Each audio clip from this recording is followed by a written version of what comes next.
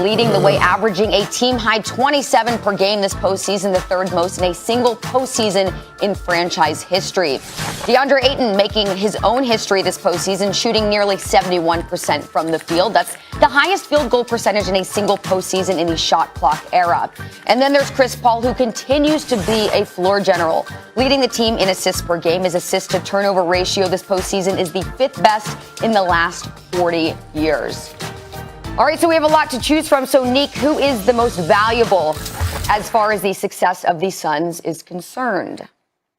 All right, so I'm not going to pick Chris Paul, even though he is the smartest guy on that team and the most experienced. I'm not even going to go with Devin Booker, even though he's the best scorer and the most skilled. Of their big three, I'm going with the big man. I'm going with DeAndre Ayton, because it seems to me that the skills that he has can't be replicated by anybody else on that team. No one is better at running the team than Chris Paul. But we've seen Devin Booker, like, serviceably be a point guard and distributor and run the pick and roll and all that stuff. No one scores as well as Booker. But we've seen Campaign come out and cook for a hot minute and do things like that. Nobody can do what DeAndre Ayton can do on that team as far as rebounding, giving them offensive rebounds, which is just as good as turnovers, giving them the ball back in those situations. But more importantly, it's his ability to stay on the floor on the defensive end of the court. Because we see in the playoffs, and we saw it especially with Utah, with Rudy Gobert, is how difficult it is for a big man to be able to protect the rim and also be switched on the little guys and be okay. DeAndre Ayton has done that. And my fear, the reason why I think he is probably the most important person right now, is that they could get away. They did get away with not having Chris Paul on the floor for a game, and they won. And they can get away for stretches of not having Devin Booker out there, or not even having him play all that well, because after he broke his nose, he hasn't been the same necessarily since that happened and with Patrick Beverley on him. But I don't think they can survive without a big man like they have in DeAndre Ayton. I think if you pull him off of this team is much worse, especially given the way that he's playing right now. And that's not even to get into his burst of offensive production that he's had in the playoffs. He is a really, really special player right now. And I know that he's not better than either of those other guys, but he's more important because his skills are harder to find and they are much needed in the playoffs. Well, Dominique, let me say this. You are right.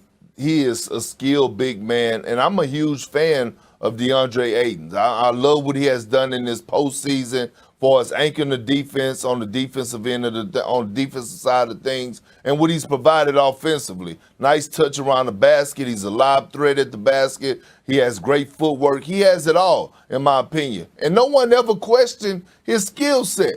But let me tell you why CP3 is the most valuable, okay? Because he brought something to this team that they were missing, and that's heart. That's toughness. He instilled that into these young guys, a winning culture, winning ways, how to sacrifice, how to put yourself last, how to lose yourself in the team. And that's what we're seeing. We watch this Phoenix Suns team play, and they play a gender-free basketball. They don't care who has to shine. They don't care who's leading the team and scoring that night. They just want to get the W. And that goes to how great of a leader and floor general Chris Paul is. Now, with that being said, when it's time for him to step up and rise to the occasion, let's not forget, before he left and went and had to go into that COVID protocol, what he did to the Denver Nuggets. All right, I believe he dropped 37 in the closeout game. But when you look at what DeAndre Ayton said post-game, he said it himself. The best thing that happened for my career was CP3 coming here. He said it himself. So with that being said, that's enough said for us who's the most valuable player. CP3 is a culture changer. He may not have won a championship yet, because I strongly believe that this is his year to win a championship. He may not have won it yet, but every organization he's touched, he made them a winning a culture. So to take a team from not making the playoffs since 2010 and getting them where they at today, CP3 is the most valuable. He should have Yeah. won MVP of the league, in my opinion. All right, now that's a whole nother debate. But I think that the problem with giving CP3 all this credit for these intangible things, I think he deserves it. I love him as a player, and the few times I spent with him, he's an awesome person, and I can see how he could motivate people in that way. But when you're doing that, you're also taking credit away from Monty Williams. Like, it's not like they didn't win, 9 straight in the bubble last year? Like, they were learning how to play together back then. Like, this is not something that CP3 just introduced to them. Like, they were playing agenda-free, as you called it, basketball back then, right? Like, they were started to build this. Chris Paul's not the only one who does that. Monty Williams does that. And that's my point. That's why Ayton is special to me, because he's the only one on the team that they have that can do what he does, particularly on the defensive end of the ball.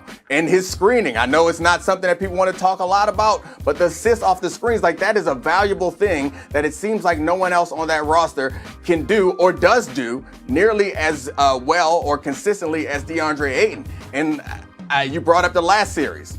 Who was guarding Jokic? Like, that was Ayton. So I understand CP3's 37 points. It's impressive, but you watch that series, them not needing to double Jokic consistently is a credit to DeAndre Ayton. And Chris Paul, as great as he is, he's not having that impact on the defensive end of the floor.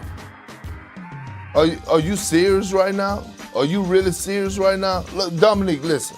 Okay. I know you're watching the same. Do you have your return on? Are you watching the clips that are being played right now? I'm watching the clips. Do you, I see the do you clips. have, okay. So in this pick and roll setting, when DeAndre Ayton is being set up for easy layups and easy lobs at the basket, who is setting these plays up for him on this return? Is it CP3? I believe it's Chris Paul. It could be Cliff, but I think it's Chris. It could be Chris or it could be Cliff Paul, right? From the State Farm, it could be Cliff. Right? It's Cliff Paul, right? You see what I'm saying, man. At the end of the day, I'm not taking anything away from DeAndre Ayton. I'm not taking anything away from him. He's one of my favorite players in the league. Before the season, I said he was going to have a breakout season. But Chris Paul, what he brought to that team, he brought that killer mentality. Before then, look, DeAndre Ayton last year was averaging 16 and 10. But he just brought the kill out of him. That's the difference. Yeah, I think you're right about that. And that's why I didn't focus on the offensive side of the ball. Like, I know that a lot of his points are created by Chris Paul being able to masterfully run that pick and roll. But I do think that he might have woken DeAndre Ayton up. But now that DeAndre Ayton is awake, he's more valuable to that team. And we've seen it.